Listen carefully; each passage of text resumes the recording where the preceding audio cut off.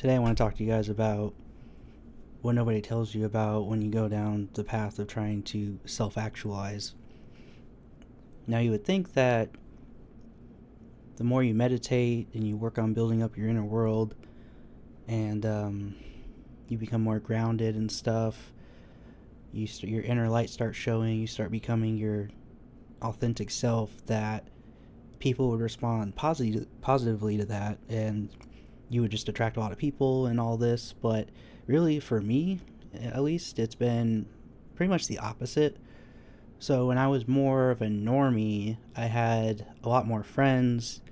I had a lot more women, a lot more like a more vibrant social life.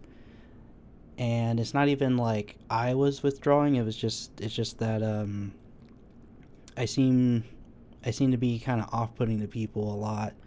Where if I'm talking to like a stranger, sometimes like I'll just respond to something, and then they'll just have like a weird look on their face sometimes, like they didn't expect me to sound the way I sound or to say what I said or something like that. It's very strange.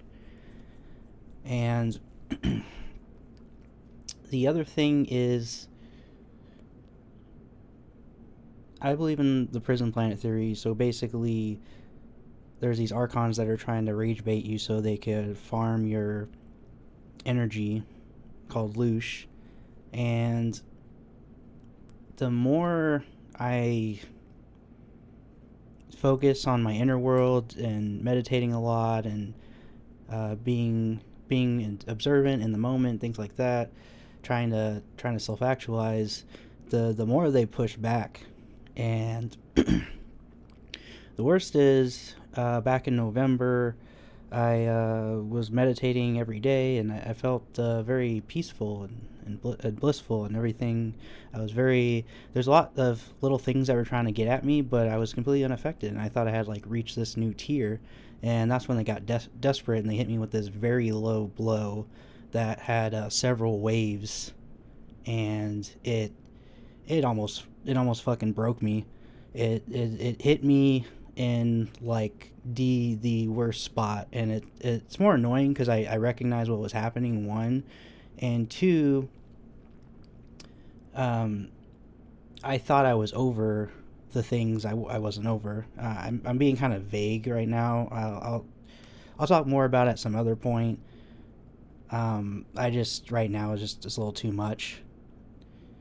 But the last wave that really crushed me was a couple weeks ago, and before that, I made another video. I had a dream where Archon, or the demiurge itself, I have no idea what it was, but they laughed at me, and that was right before that like last attack. And that, like, I've been super stoic and even kiltered for a while. Like I don't naturally get upset very easily or anything, but I was in like a whole whirlwind of emotion, and it had to do with some past life stuff. That they really pulled out all the stops. But luckily, in getting through that, I'm in a better place now to where I know I have that weakness in me. So when they try again, it's not gonna have the same impact. Because before, I was just blindsided. I didn't even know that, that would be a problem. Um,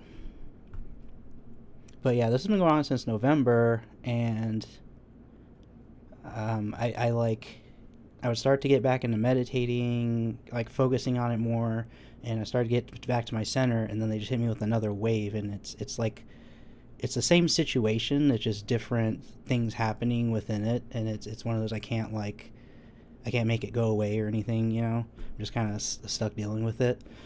You can't just up and move or whatever. Some people can. I can't.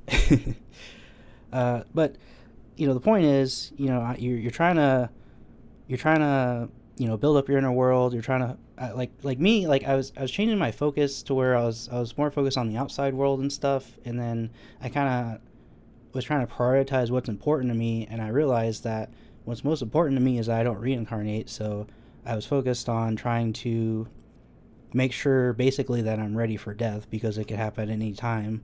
I could get hit by a car, like whatever. You don't know. So I'm like, shoot, I need to get ready now, because I don't know, when that's gonna happen, and that's the most important thing to me over anything else, like in the material world, or like any accomplishments or anything like that. I just don't want to come back.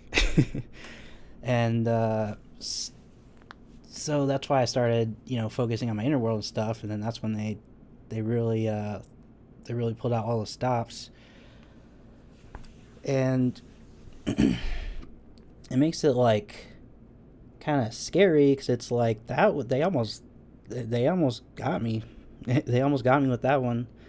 But then it's like, okay, well, I got past that. That like I can't think of anything worse they could possibly do outside of, like, putting me in some crazy situation where, like, I don't know, I get like a crazy accident, I lose like all my limbs, or like, I don't know, something super crazy. But like, honestly, I just kill myself. So like, you can't lose farm a dead guy. So